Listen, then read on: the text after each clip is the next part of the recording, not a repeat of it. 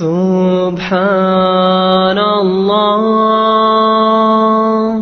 walhamdulillah. Chers téléspectateurs, assalamu alaikum wa rahmatullahi wa barakatuhu. Bienvenue dans votre émission La vie du prophète Mohammed sallallahu alayhi wa sallam. Cette tranche consiste à relater pour le fidèle musulman et le non musulman de savoir comment était leur saint prophète Mohammed sallallahu alayhi wa sallam.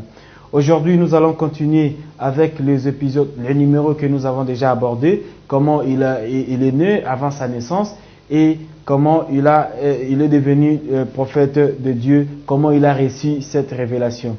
Aujourd'hui, sur ces plateaux, nous recevons toujours l'habitué de cette émission, Imam Abdallah Bankita.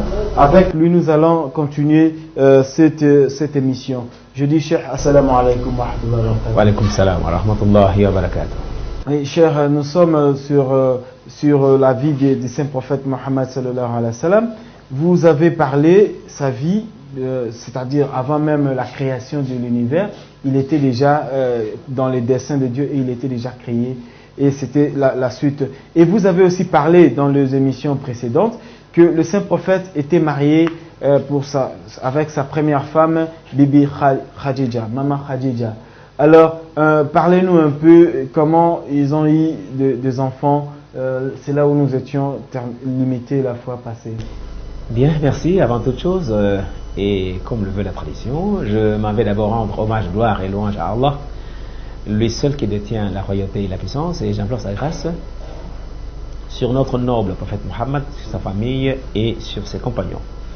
Bien, merci de m'avoir invité, Chirala, pour essayer de donner cette longue histoire de la biographie du prophète Mohammed. Vous savez que j'ai eu quand même à déballer un peu comment le prophète a eu des enfants avec Bibi Khadija, à l'exception d'Ibrahim et d'Abdallah, qu'il avait surnommé At-Tayyib ou bien At-Tahir. Donc les deux enfants, les garçons, il y a Ibrahim qui était né de la maman copte, Maria, l'égyptienne, et Ibrahim, c'est l'un de ses enfants, l'enfant de maman Khadija, mais les deux enfants sont morts à bas âge. Mais alors, nous avons dans l'histoire qu'il y a le premier garçon qui était né, c'était le premier était né, qui était Al-Qasim. Al-Qasim, vous avez Zainab, vous avez Kulthum, vous avez également Fatima, et vous avez Ibrahim, disons Abdallah. Et donc l'enfant, le garçon est mort à bas âge. Voilà, donc c'était ça le mariage, enfin, les enfants qu'il a eu avec Bibi Khadija. Oui, là c'est bien avant qu'il ait la révélation. C'était à l'âge de 25 ans déjà, il a épousé Bibi Khadija. Et j'ai eu quand même à donner un petit démenti par rapport à ça, un démenti formel, pour ceux qui disent que non, votre prophète était un Mario parce qu'il a été épousé par une femme. J'ai dit non. Et d'ailleurs là, le hadith nous dit clairement, Ibn Ishaq a dit clairement que le prophète, quand Maman Khadija avait estimé justement qu'il soit épousé par le prophète, parce que vu son comportement, les qualités, les caractéristiques qui lui semblaient vraiment pertinentes pour un mari, et elle avait envoyé son ami du nom de Nafisa, Binti Maniya, qui est allé proposer au prophète ce lien. Et le prophète était content parce que, bon, écoutez, du fait que Khadija était aussi une femme respectueuse, elle était veuve aussi, et alors il a eu à rencontrer ses oncles, à qui il a parlé de tout ça. Oui, là vous avez déjà expliqué la fois dernière, mais quels ont été les événements qui ont marqué l'approche de sa prophétie? Oui, déjà là, à 35 ans, le prophète avait arbitré un conflit qui allait dégénérer à une guerre sanglante et violente à 35 ans. Vous voyez? Donc il y avait, pour une petite histoire, la Kaaba, qui est donc le temple construit par Abraham et Ismaïl alayhim salam, donc paix sur eux, avait connu 50 ans avant justement la naissance du prophète Mohammed une certaine démolition due aux aléas du temps. Donc il y avait, les fondations étaient presque lézardées déjà, et puis les murs étaient prêts à tomber. Alors justement, il fallait justement qu'il y ait une reconstruction. Mais qui devait s'occuper de cela? Bon, de toutes les façons, les Mécois, hein, diverses tribus étaient, ils se sont rassemblés pour voir comment on peut reconstruire la Kaaba, qui était un vestige de l'islam, un vestige parce que c'était un temple qui était construit par leurs ancêtres, les ancêtres donc Abraham et Ismaël, alayhi salam. Alors là maintenant ils devaient commencer à démolir pour reconstruire. Alors qui était le premier à démolir cela? C'était bel et bien Al-Walid ibn Al-Mughira qui s'est donné à l'action. Il a commencé par... Parce qu'ils avaient peur justement de démolir. Bien sûr que oui. C'était pas la démolition pour démolir, mais c'était pour reconstruire. Et c'était Al-Walid qui avait justement eu cette charge de démolir. Et Dieu merci, les autres tribus ont suivi. Ils ont démoli. Maintenant, ils ont divisé la Kaaba en plusieurs parties, dont chacune avait la charge d'une tribu. Maintenant, pour reconstruire, il fallait justement que les tribus puissent rassembler les pierres, tout ça, pour reconstruire. Mais on avait confié les travaux de reconstruction à un certain Romain, un Romain du nom de Bakoum. C'est lui qui avait pris la charge de reconstruire, parce que c'était un maçon, quelqu'un qui connaissait bien, qui se connaissait bien dans le domaine de l'administration. Ah bien sûr que oui. Alors Bakoum avait pris la charge, et donc c'était là, ils ont commencé à reconstruire la Kaaba. Mais arrivé à un certain niveau, à la hauteur de la pierre noire, ça faisait à peu près 1,50 m hein, à l'époque. Et donc, maintenant, il fallait prendre la pierre pour la replacer à son endroit habituel.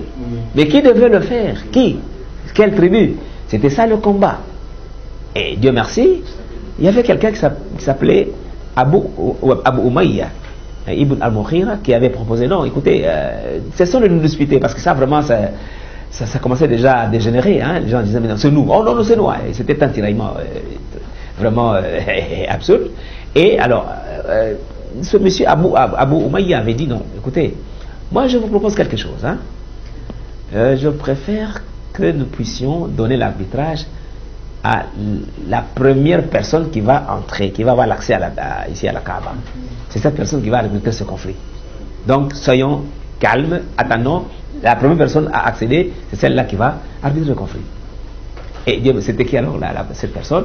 C'était bel et bien Mohammed, paix et salut sur lui, qui a dit, voilà Al-Amin, As-Sidq, voilà l'honnête, le digne de confiance qui vient. Ah, lui en tout cas, on a tous confiance en lui.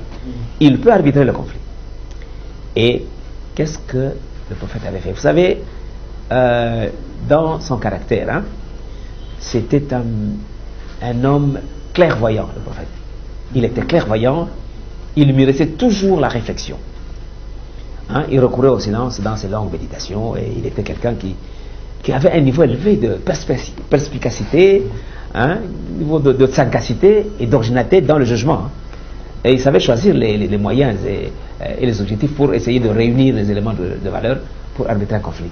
Eh bien, c'était lui qui a... Qu'est-ce qu'il a dit? Il dit, bon, ok, donnez-moi un manteau. Il a pris un manteau et il a dit, bon, ok, que chaque chef de tribu puisse prendre un coin de ces tissus-là. Il a pris lui-même la pierre noire, il l'a placée sur le manteau, ou sur le manteau. Maintenant, chaque tribu, chaque chef de tribu devait tenir un bout du tissu. Il dit, allez, hissez ça. Ils ont hissé ça juste au niveau de là où devait se placer la pierre. Et lui, il a pris la pierre, il l'a placée là. Voilà le jugement. Il a coupé court la dispute. Donc, une discussion, un conflit qui devait dégénérer à une guerre sanglante. C'était ça, alors, c'était ça l'une de ses caractéristiques.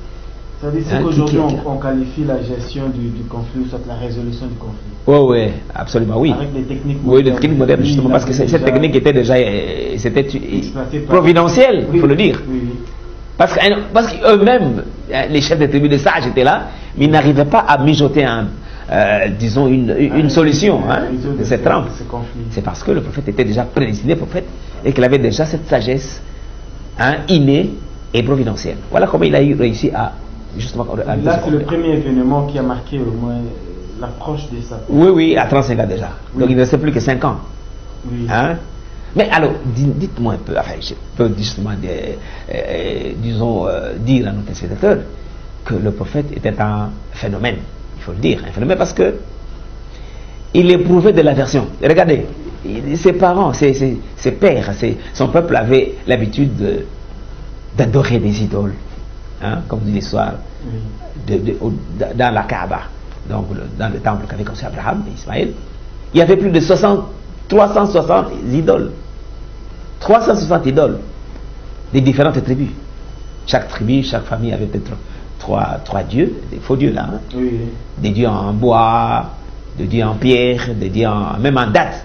Je me rappelle une fois, quand Omar avait embrassé l'islam, Omar, Oui. que Dieu s'en servait de lui, le deuxième calife de l'islam, il est le deuxième calife, quand il avait embrassé l'islam, et une fois ils étaient en train de dialoguer ensemble, mais subitement on voit Omar en train de pleurer. Il pleurait. Mais pourquoi il pleure? On le regardait. Et après, il commençait à rire. Alors à gauche, déployé. Il riait. Et on lui pose la question, mais Omar, qu'est-ce qui se passe?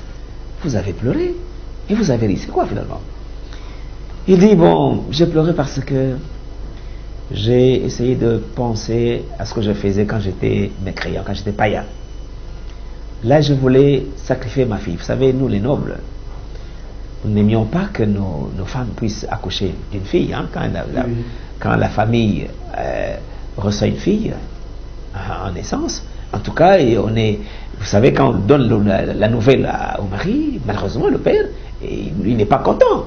Il rougit de colère parce une fille, dans ces tribus nobles, donc, ce sont justement une mauvaise nouvelle. Donc, ils n'aimaient pas les filles parce que ça faisait la honte de la famille.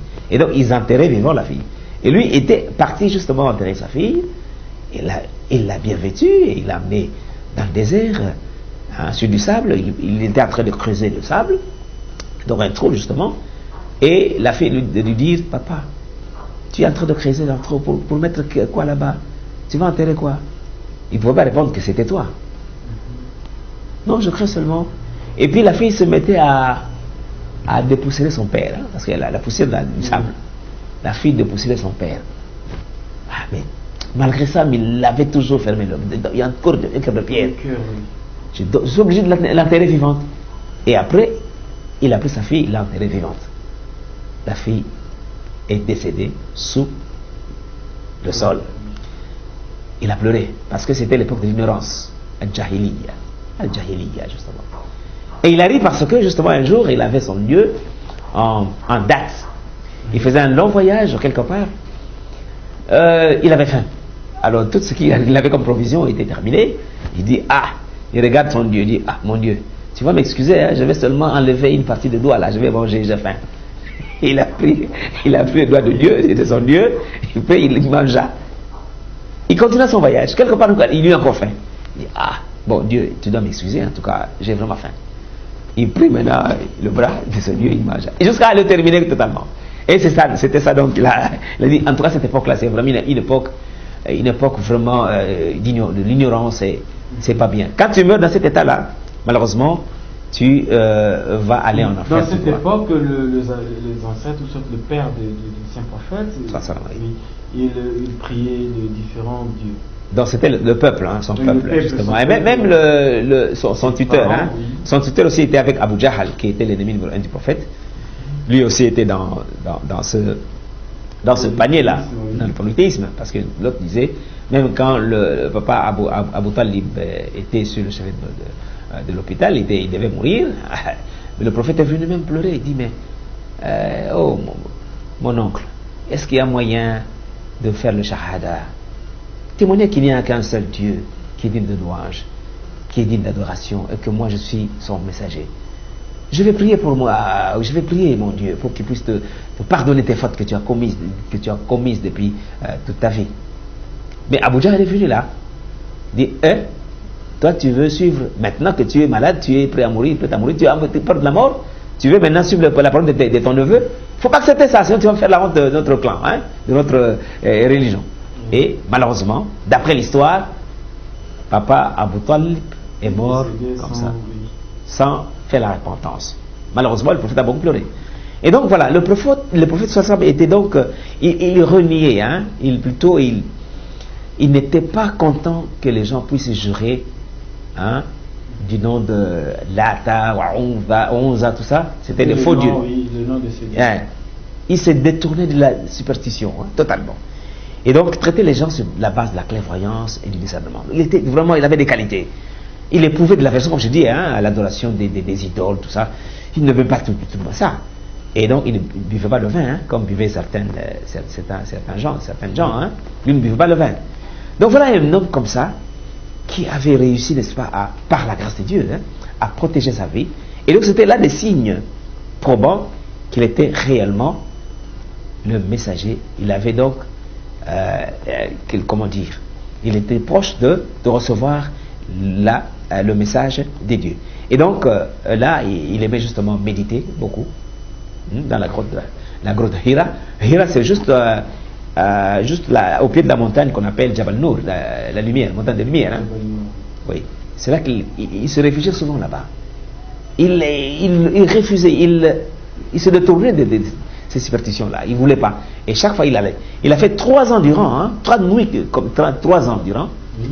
Chaque nuit, il allait passer la nuit là-bas, dans cette grotte, Hira. Et donc, toujours, il pensait, il était en train de contempler l'univers. Il contemplait l'univers avec tout ce qui s'y trouve.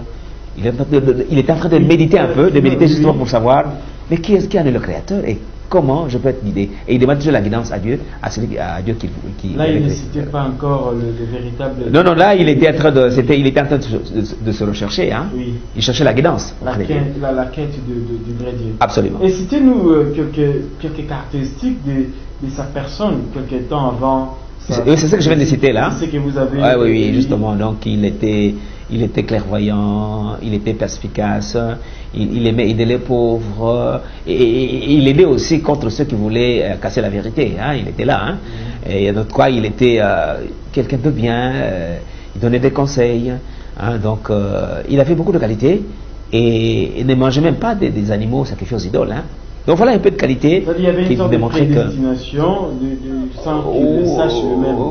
C'est-à-dire qu'on ne peut pas le découvrir, mais lui-même pouvait se dire que même toi-même, mon frère, tu sais, tu as quelle âme? Parce que nous avons 3 âmes, comme nous dit Dieu. Vous avez, par exemple, l'âme animale. Hein? L'âme animale. Vous avez l'âme réprobatrice. Et vous avez l'âme apaisée. An-nafs amrat bisou. Vous avez an-nafs, comment on appelle ça encore? An-nafs lawama et an-nafs mutma'inna. Donc maintenant, à vous de choisir. Vous appartenez à quelle âme?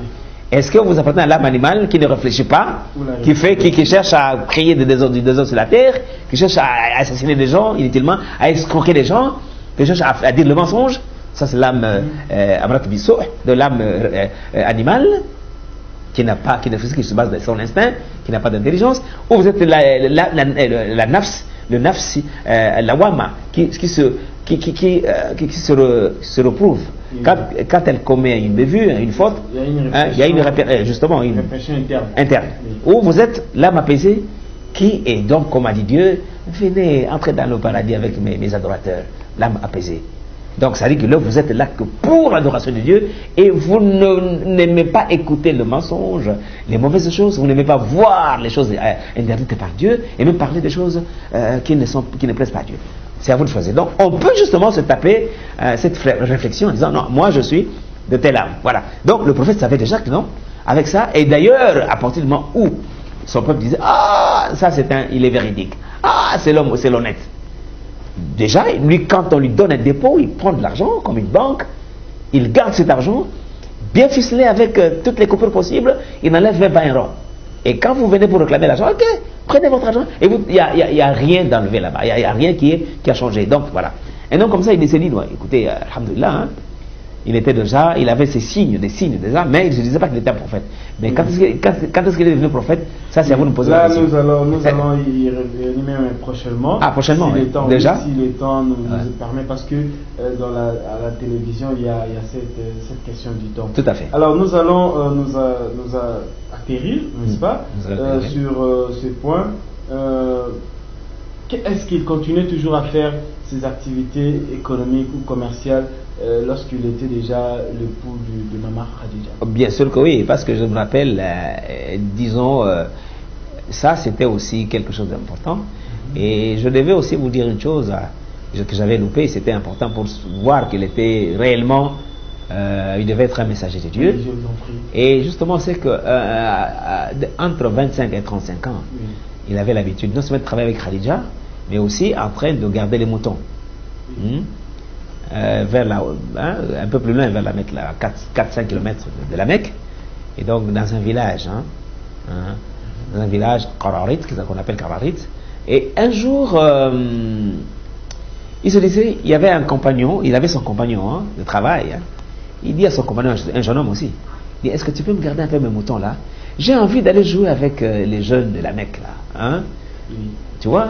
Il dit, non, volontiers, il a gardé ses moutons là, une nuit là. Il a quitté Qararit, il est parti. Juste à l'entrée de la Mecque, il a entendu le son de la flûte. Ah, papa, il dit, oh, qu'est-ce qui se passe ici?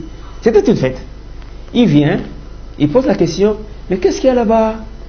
Il dit, mais non, il y a un mariage là-bas, il y a un mariage de tel, avec une telle femme, avec telle femme. Il dit, ah bon, je vais quand même essayer d'assister à cela. Il est allé, c'est une activité mondaine. Regardez, il approche, il arrive là-bas, il se met assis, directement il y a eu une intervention divine qui s'est abattue sur lui. Il avait un grand sommeil et Dieu l'a poussé au sommeil, il dort. Il dormait profondément, à telle enseigne, non, il n'était plus là, il était absent, à telle enseigne que ce sont les rayons du soleil qui l'ont réveillé. Frappé, dit, ah, il s'est levé, quoi? Qu'est-ce qui se passe? Il dit, ah, Dieu n'a pas voulu que je puisse assister à cette fête païenne. Il est rentré alors à Qararit et on lui a posé la question à son compagnon, mais qu'est-ce que tu as? Il dit, mais écoutez, je suis allé là-bas, regarde ce que j'ai vu comme miracle. Un sommeil profond, je ne savais pas, mais j'avais envie de voir. Malgré le bruit. Ça veut dire que Dieu ne lui permettait pas de voir le mal et de participer et de voir le perfide. Pour lui, c'était vraiment quelque chose quelque chose à repousser justement. Donc c'était par la grâce de Dieu. Donc il était déjà protégé par Dieu. Et donc ça c'est très très très important. Il faut le savoir. Je ne sais pas si on peut continuer. Oui, on peut continuer. Nous avons quelques minutes. Ah, quelques minutes encore, oui. Pour quelques minutes, oui, justement. Et juste le temps pour moi de vous poser la toute dernière question, qui va aussi conclure cette émission. Vous avez parlé de ces caractéristiques qui sont louables. Et toujours avec sa femme, il s'attendait aussi la communion, c'est-à-dire le climat au niveau de la maison. Est-ce qu'il y avait toujours cette tendance de la patronne avec son travail, son emploi? Mais à partir du moment où la situation avait changé. À partir du moment où tu épouses la femme, si elle était ta patronne, tu l'épouses, elle devient qui? Elle devient la femme. Voilà, elle doit obéir. Et c'était pour Khadija, comme j'avais à le dire. Khadija était contente du fait elle a eu comme mari un homme honnête. Et il a confié son trésor, toute sa richesse au prophète pour gérer justement. Ok, il gérait ses richesses. Et donc c'était vraiment un homme de bien. Parce que Khadija même quand vous allez me poser la question sur la révélation, quelle a été sa... Je vais vous raconter comment Khadija, qu'est-ce que Khadija avait dit par rapport à ce messager. Là nous allons parler ça prochainement. Et donc, nous espérons que vous serez là. Inch'Allah, par la grâce de Dieu. Oui, merci beaucoup Imam Bankita. On nous signale à la technique que nous sommes arrivés à la fin de notre émission. Merci pour votre disponibilité. Merci. Que vous nous confiez toujours. Nous en sommes fiers. Oui, chers téléspectateurs, nous sommes arrivés à la fin de notre émission, la vie des prophètes Mohammed sallallahu alayhi wa sallam. Vous le savez si très bien que le prophète Mohammed avait une vie si longue, une longue d'expérience, une longue de détails. C'est ce que nous allons continuer prochainement. Le temps nous est imparti. Quant à moi, je prends rendez-vous avec vous au prochain numéro. Assalamu alaikum wa rahmatullahi wa barakatuh. Wa alaikum salam wa rahmatullahi wa barakatuh. Subhanallah walhamdulillah.